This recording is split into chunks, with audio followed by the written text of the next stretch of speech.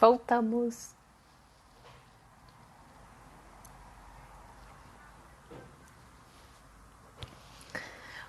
Ok.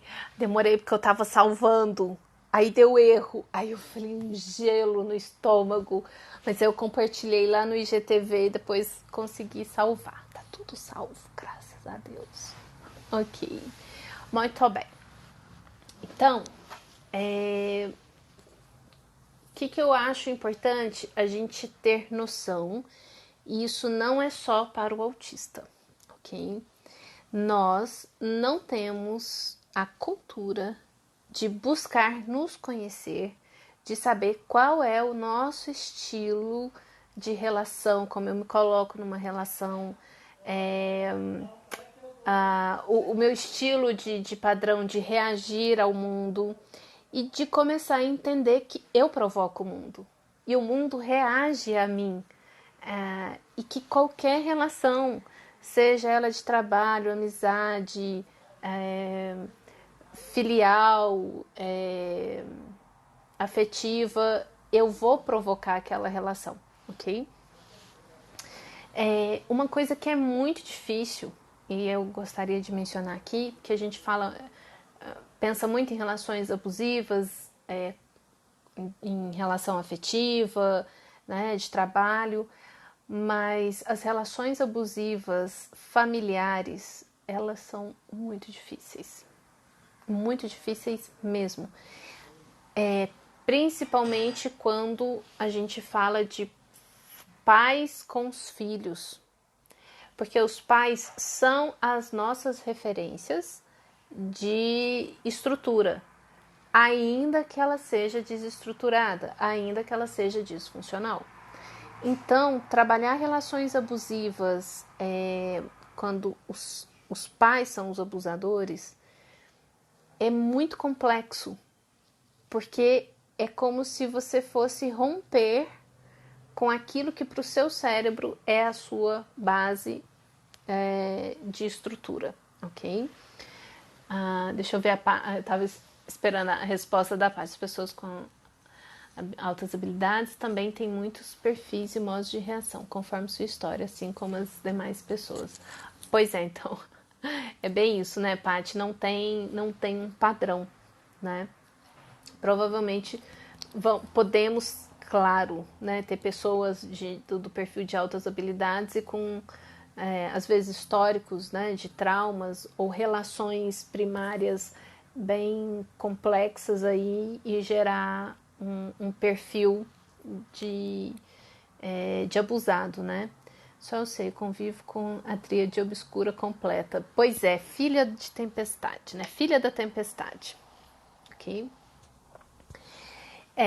Exatamente, tio Faz. E toda quebra é horrível, é difícil.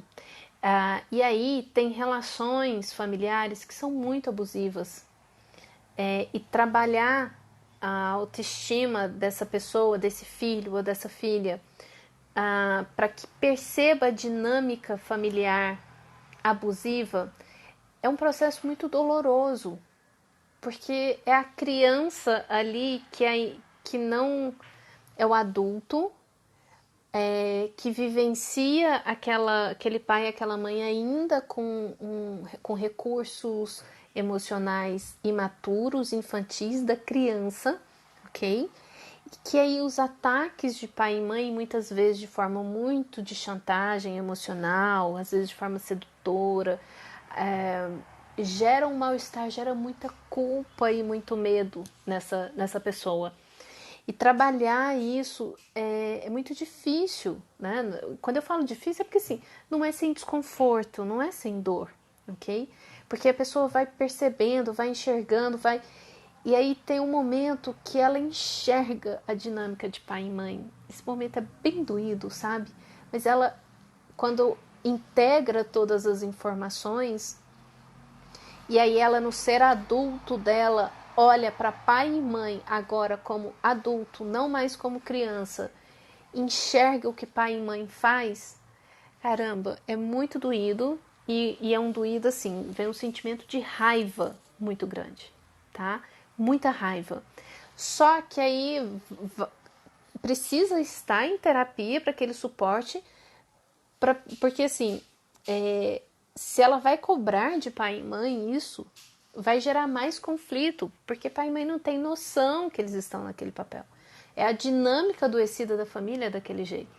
Então, o trabalho nesses casos é fortalecer a autoestima dessa pessoa, ela entender a dinâmica familiar, entender que ela está num papel que para aquela dinâmica familiar é funcional, ela faz parte daquilo ali e que ela também alimentou a partir da sua criança, que foi de forma imatura, ingênua, construindo seus recursos, ok?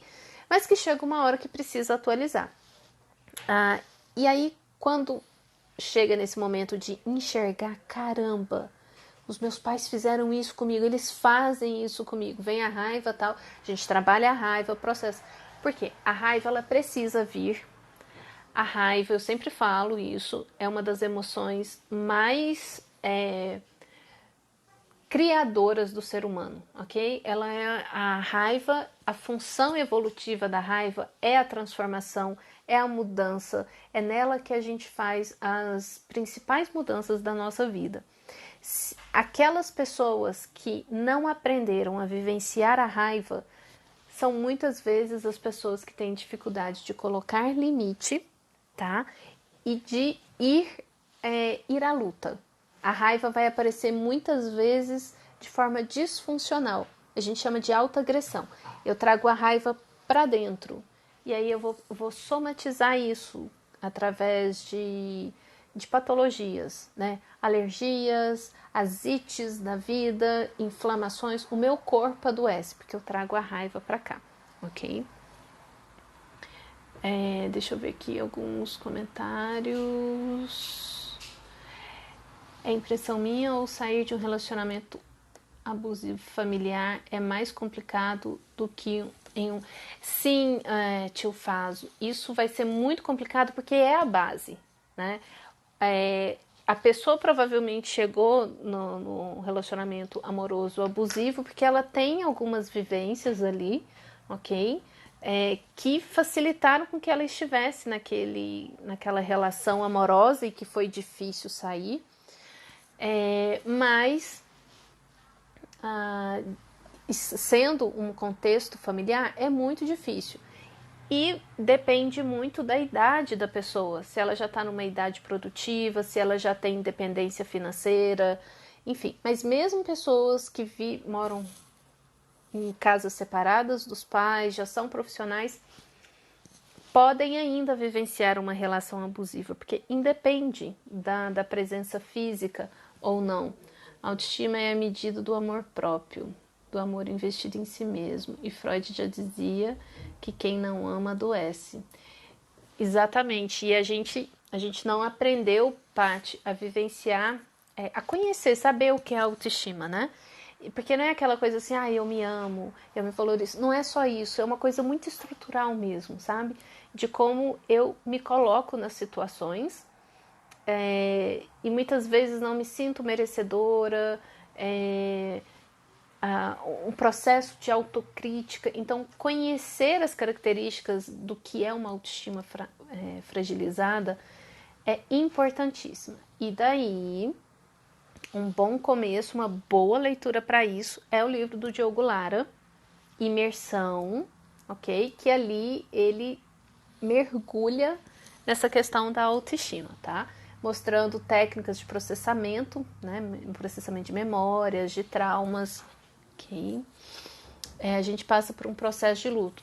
Um processo de luto que é uma tristeza profunda, depois vem a raiva, e são as fases do luto, né? Tem um momento mais depressivo, tem a raiva, tem a aceitação, e é um ciclo mesmo. Mas a raiva precisa vir porque a raiva é transformadora. Uma raiva funcional, bem vivenciada, né? Como reconhecer que isso existe dentro de casa? Milena, relações abusivas são relações em que o outro te coloca para baixo, em que o outro te faz sentir pequena, te faz sentir que você não é capaz, que você não pode. E por isso é muito difícil perceber isso, porque o outro, muitas vezes, ele não percebe que ele está fazendo isso, né? Porque ele veio de uma família que fez isso e aquilo é muito familiar para ele. Então, quando alguém fala, coloca, né, desde de forma direta, né, você é burra, você não consegue nada, você não vai fazer nada na sua vida, nada para você vai dar certo, né? Ou tudo que você faz não dá certo, tá vendo? Ninguém te quer. Tem essas famílias que são mais críticas, assim, tem esse discurso mais direto, e tem aquelas que são mais sutis, né? Você viu a fulana? Fulana casou. Casou com um cara bacana, né? E você ainda com esse cara aí que não vale nada, né? Sabe essas coisinhas mais sutis, assim? A filha do ciclano passou no concurso, né? E você nem sabe ainda o que você quer fazer na vida. Isso é uma desqualificação e muitas vezes em nome de um amor distorcido, né? Porque o que a pessoa quer falar é assim, no papel de pai e mãe, né? Caramba, eu tô preocupada com o seu futuro. Pode ser que um dia eu falte e eu tô angustiada porque você não decidiu ainda o que você quer fazer, ok? Mas ao invés de eu falar da minha dor, porque a gente não aprendeu a comunicar nossas emoções, eu te culpo, eu te julgo, eu jogo para você, ok? Então, para mostrar assim que muitas vezes quando a gente fala de abusador, a gente não está julgando. Quando a gente fala de abusador, a gente tem que olhar o que está por trás daquilo ali. Por trás daquilo ali tem uma dor, por trás daquilo ali tem um sofrimento, tem um funcionamento que não está saudável. Eu falar que tem um funcionamento disfuncional, né? Abracinho para você, filha da tempestade. Ô tio Fazo. Porque você está acostumado com relacionamento e isso para a pessoa é normal. Exatamente isso, Milena. Exatamente isso. Então, começar a conhecer isso, né?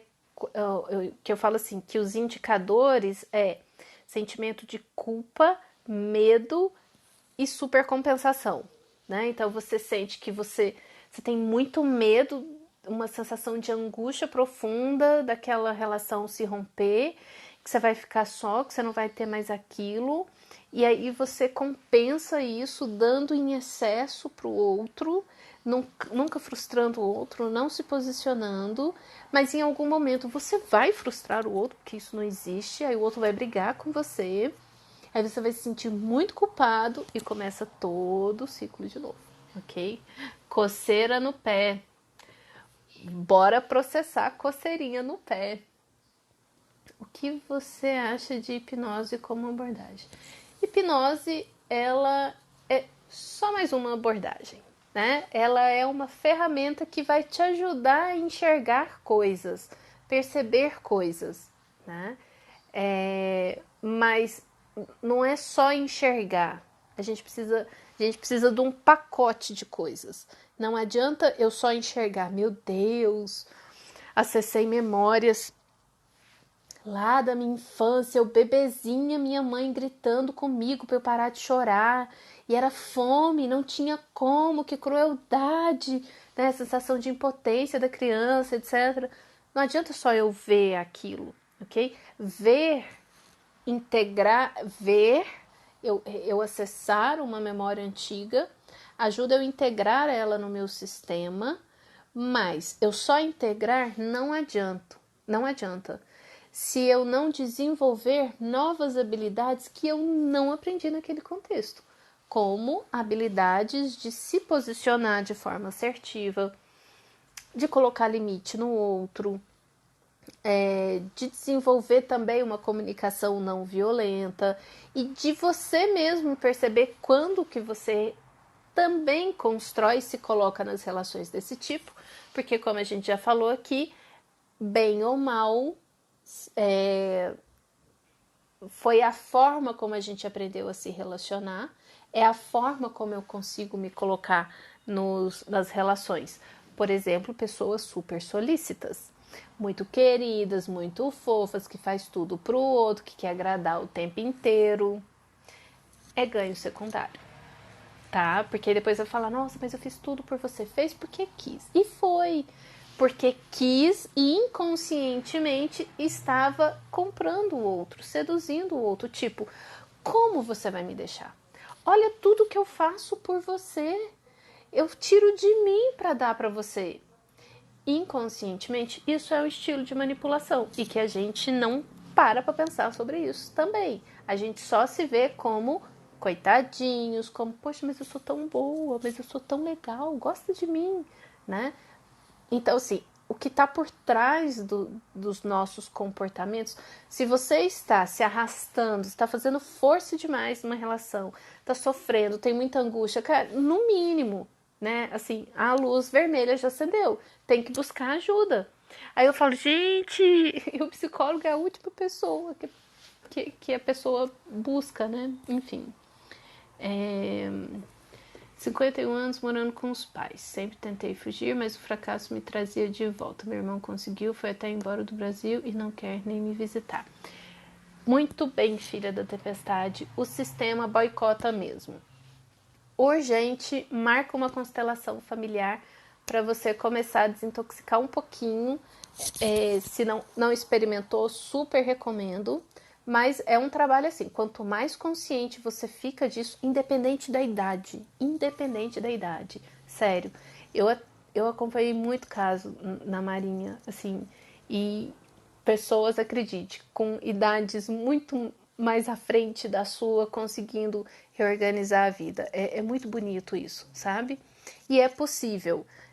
Mas de começar a entender assim, chega um momento da vida da gente que a gente tem que liberar pai e mãe dos transtornos deles, tá? E começar a ver a gente. Não dá mais para questionar o comportamento do pai e da mãe, ele fez isso, ela fez isso. Não dá. É começar a olhar, caramba, como que eu faço? Por exemplo, você falou, aí os fracassos me traziam de volta, né? Então, qual é esse processo de auto-boicote em você? Porque ter sucesso é ameaçador. Você tem que dar conta sozinha. E se a sua estrutura, né, sua autoconfiança não estiver fortalecida, é desesperador. Crescer dói, sabe? Então, tomar consciência disso é o que vai fazendo a gente caminhar. Como é o nome do livro? É o Imersão. Imersão do Diogo Lara. Isso. Ninguém te suporta. Exatamente. Aí a gente vai recriando isso. Tem a ver também com não se colocar para baixo, mas também controlar, podar, sabotar. Tem tudo a ver, porque aí é isso, não diz respeito mais ao outro, agora diz respeito a mim, os meus processos de autossabotação, as minhas crenças limitantes, que agora já foi, o que tinha que pai e mãe tinha que fazer já foi. Né? Então isso eu acho muito legal na constelação, porque a gente aprende a honrar pai e mãe, independente do que foi ou deixou de ser, porque eles deram um bem maior que a vida e a gente nunca vai conseguir pagar isso.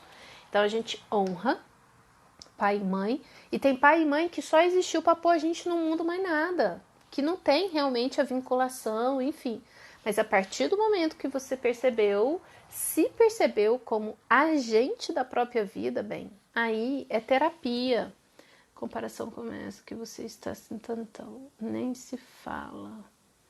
Outro espaço que a gente vê muito isso é relação professor. Ai, demais, né, Patrícia? No meio universitário, nas instituições, né? Porque ali muitas pessoas com autoestima baixa vão buscar titulações, vão fortalecer, vão compensar uma autoestima baixa através de uma titulação, né, em cargos de chefia, etc., e vão reproduzir a relação abusiva. Né? Escutei tanto isso, filha, assim.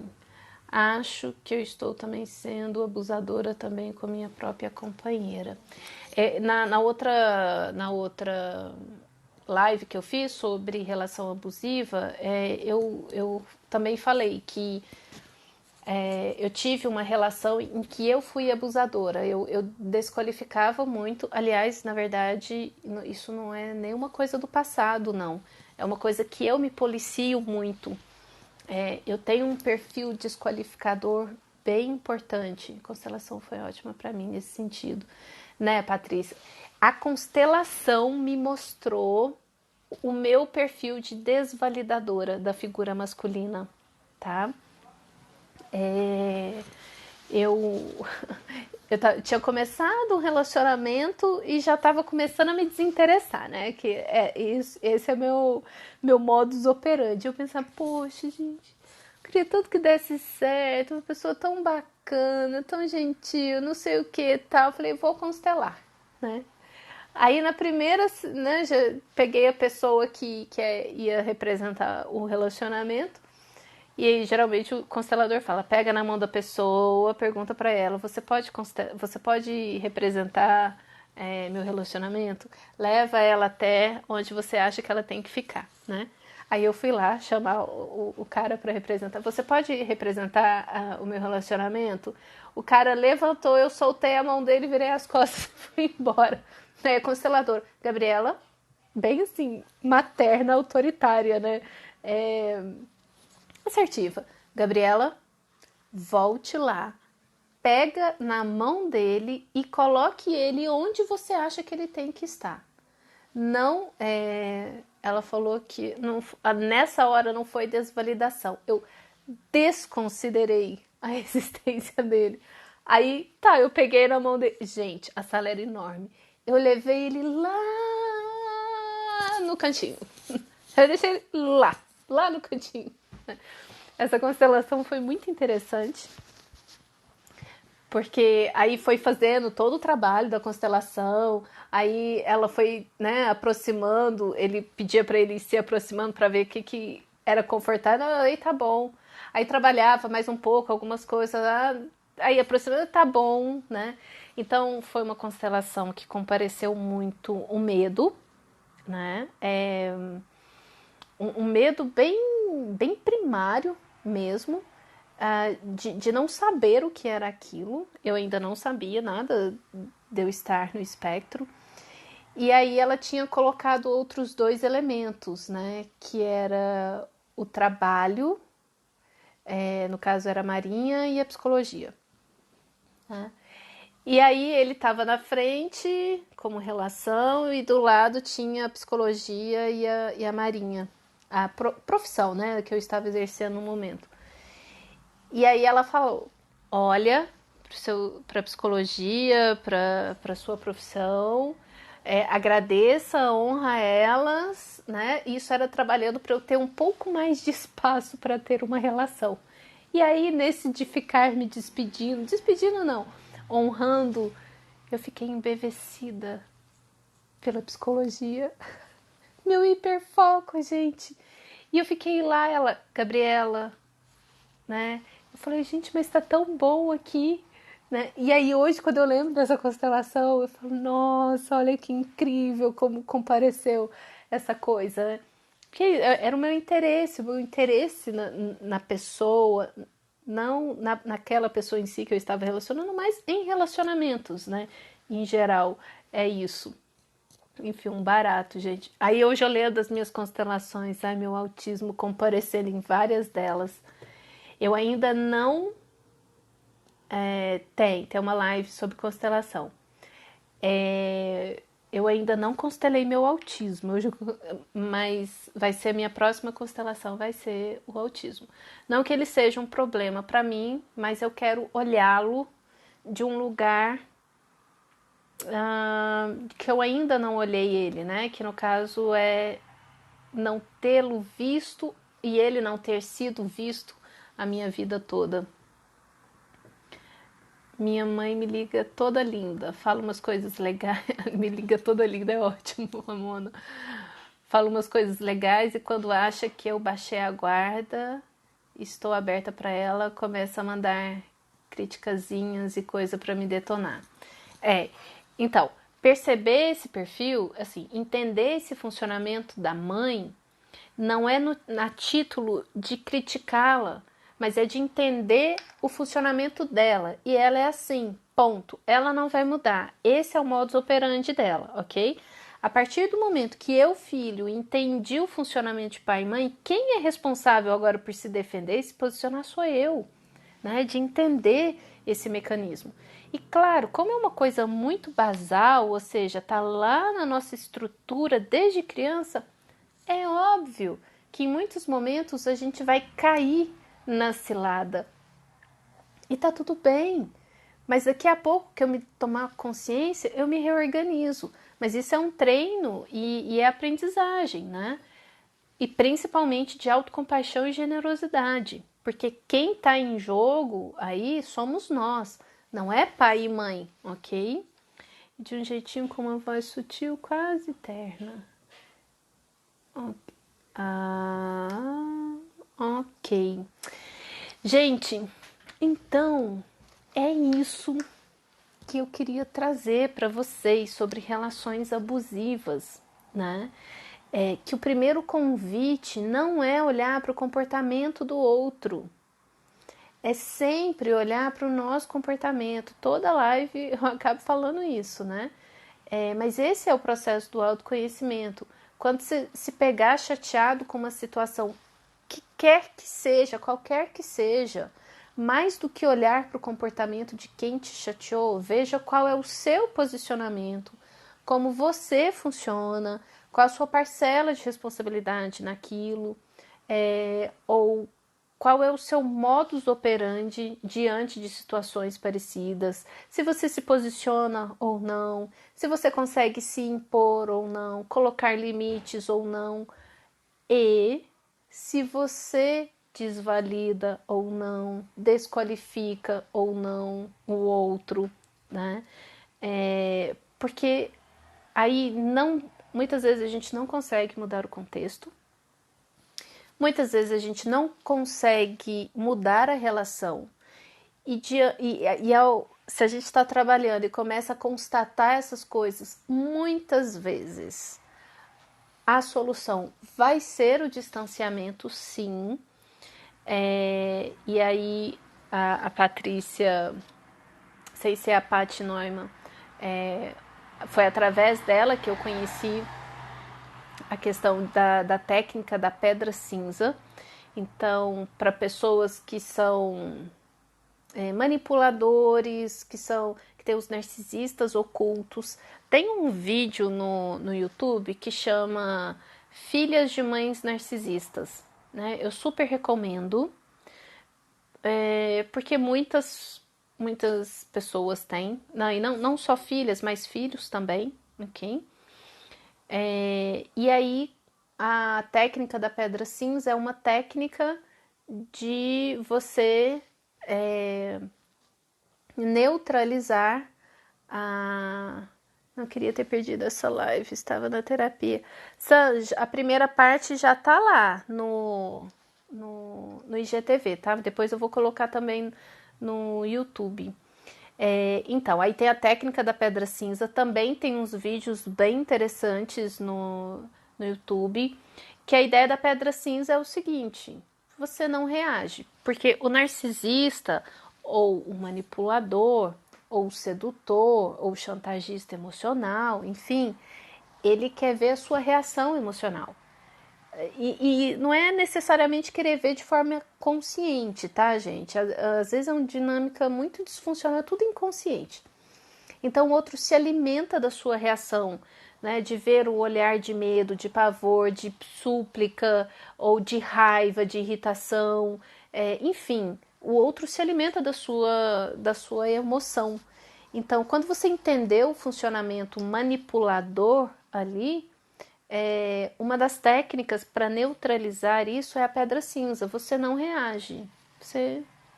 O que é uma pedra cinza, né? É uma coisa sem graça. Você não reage, você não tem emoção, você não reage. Depois que você sair da frente da criatura, você berra, grita, surta, mas diante da pessoa você é um ser vazio. Você não tem nada ali dentro. Cara de boneca, cara de paisagem, né? O outro não consegue mais te atingir. E isso vai descompensando, a pessoa vai ficando, na verdade, mais agressiva, porque ela quer ver uma reação, né? E aí, quando você para de... Quando ele vê que não consegue mais te atingir, ou ela, né, pode ser a mãe, ela vai procurar outra criatura para perturbar, né? E quando isso é de família, né, muitas vezes, aí é o que a Patrícia comentou, às vezes a relação é tão complexa que a forma como você tem de se proteger isso é o contato zero. Contato zero. Por quê? Porque é tão primário aquela influência que você não consegue impedir que ela aconteça, como a Ramona estava falando. E aí, às vezes, é contato zero. Por quê? Porque aquilo adoece, porque aquilo te suga, porque aquilo te maltrata, né? E parece uma coisa assim difícil... se você for pensar em questão de relação, mãe e filha, pai e filho, e muitas vezes filhos sendo abusadores ou manipuladores com os pais, né? Imagina contato zero. Mas tem casos que são muito extremos mesmo, né? Enfim. E aí, super recomendo conhecer isso, tá? Minha mãe me botava medo de tudo e ria da minha reação. Pois é, Patrícia, exatamente. E aí, quanto mais cedo acontecia isso, mais na estrutura da personalidade tá isso, né? E mais difícil fica de sair disso, né? Fazer egípcia, ótimo, fazer egípcia, né? Então, super recomendo buscar essas informações, né? Porque faz muito sentido conhecer aquilo ali e começar a ver nas nossas relações isso, né? E você começa e por que essa coisa da pedra cinza é muito interessante? Porque ali você começa a ver que você também é agente da relação. Você começa a ver que a sua reação, o seu modus operandi alimenta a relação. E quando você muda, o outro também muda, né? Nem que seja mudar para separar. E aí é a parte onde você precisa ter às vezes com estrutura, né? Com um apoio profissional para você ter estômago para conseguir romper essa relação. E que não necessariamente é assim, gente. Às vezes é um processo, né? Certo, gente? Vou encerrando por aqui. Beijos.